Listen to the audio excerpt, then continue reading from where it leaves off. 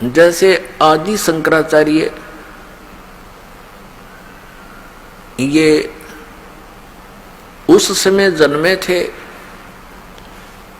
जिस समय भारतवर्ष के अंदर बुद्ध धर्म की जो है अत्यधिक प्रचार हो रहा था बुद्ध धर्म का, और बहुत शीघ्रता से फैल रहा था। उस समय आदि शंकराचार्य जी का जन्म हुआ ईसा मसीह जी से 508 वर्ष पूर्व।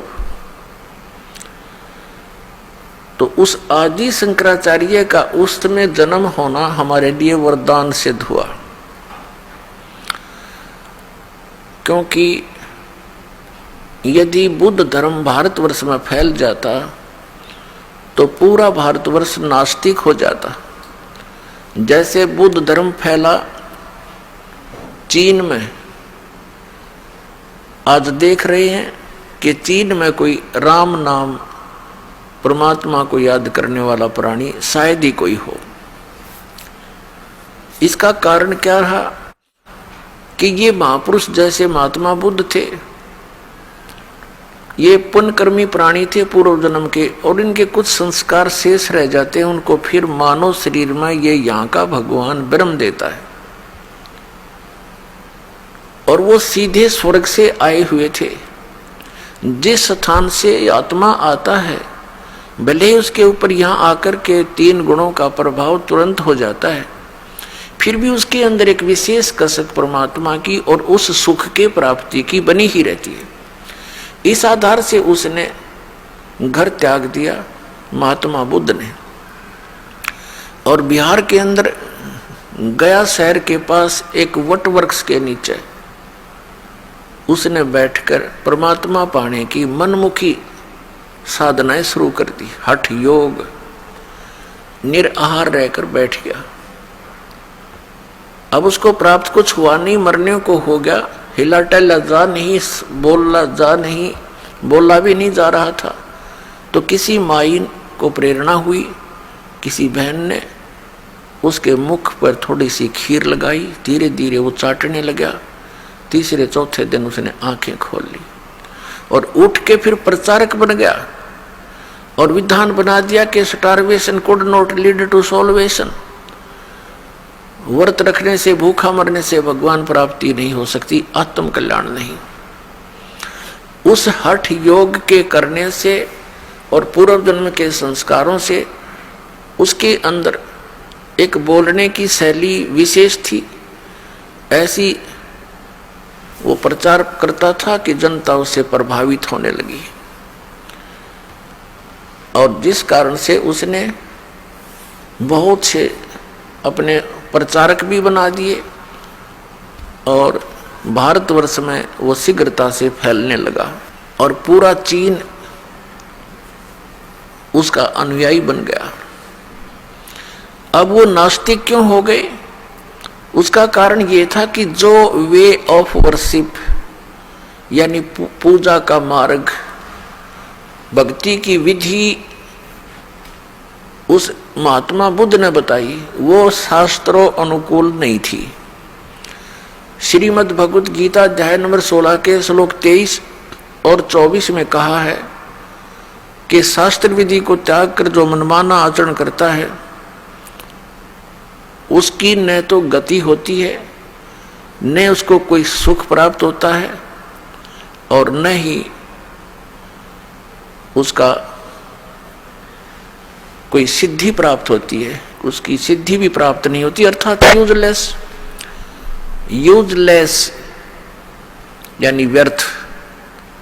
यही कारण रहा महात्मा बुद्ध जी ने अपने मनमाना आचरण वो पाखंड मत चला दिया, और यही काल चाहता है कि कोई भी पुण्यात्मा उसके फंस जाता है, उसको अपना प्रचारक बना करके उसी की कमाई को, उसी की सिद्धियों को नष्ट करवा देता है, और पूरे उनके अनुयायियों को मिसगाइड करवा कर ये निश्चिंत हो जाता है कि ये गए काम तय। और यही क्रिया बनी थी, महावीर जैन ने यही किया था। वो भी पुण्यकर्मी प्राणी थे। ये वही पुण्यात्मा मारीची वाली आत्मा थी जो श्री ऋषभदेव जी के पौत्र थे। और कई बार ये लाखों बार देवता बने, करोड़ों बार गधा बने, करोड़ों बार कुत्ता बने। अब उसके बाद वो एक स्वर्ग से वापस आए और उनका जन्म महावीर जैन रूप में हुआ। उसके बाद उन्होंने परमात्मा पाने के लिए घर त्याग दिया। ये मुनिवर्ती बोलते हैं, घर त्याग दे नी वस्त्र हो जा। वो निकला था वैराग कसक में, कोई गुरु उनको मिला नहीं, उन्होंने गुरु धारण नहीं किया, मनमुखी हठ योग किए। उसके बाद स्वयं ही प्रचारक बन गया, 363 पाखंड मत चला दिए। और जिस कारण से आज पूरा जैन धर्म उसी महावीर जैन द्वारा चलाए गए उन पाखंड मतों के आधार से पूजाएं कर रहा है। और कुछ दिनों में ये सब नास्तिक हो जाएंगे, क्योंकि भगवान से मिलने वाली राहत इनको प्राप्त नहीं होती। यही कारण रहा कि पूरा चीन नास्तिक हो गया, क्योंकि उनको भगवान से मिलने वाली वो साधना नहीं प्राप्त हुई जो भगवान से राहत मिले। तो उन्होंने सोच लिया कि भगवान कोई है नहीं, अपने मेहनत परिश्रम से करो और खाओ। ये तो पशु पक्षी भी कर रहे हैं। अगर इतना ही मनुष्य जीवन इसीलिए सीमित था, अगर यहीं तक परमात्मा ने सीमित करके भेजा होता तो पशु पक्षी भी यही कार्य करते थे।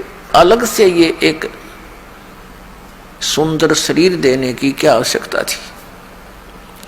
परमात्मा ने अपने जैसा ही रूप आपको प्रदान किया है मनुष्य को। परमात्मा भी मनुष्य जैसा ही है, लेकिन उनका सामर्थ्य, उनके शरीर का तेज, उनकी खूबसूरती हमसे असंख्यों गुना अधिक है। इसलिए वो परमात्मा है, हम आत्मा है, हम जीव हैं, वो परमेश्वर है।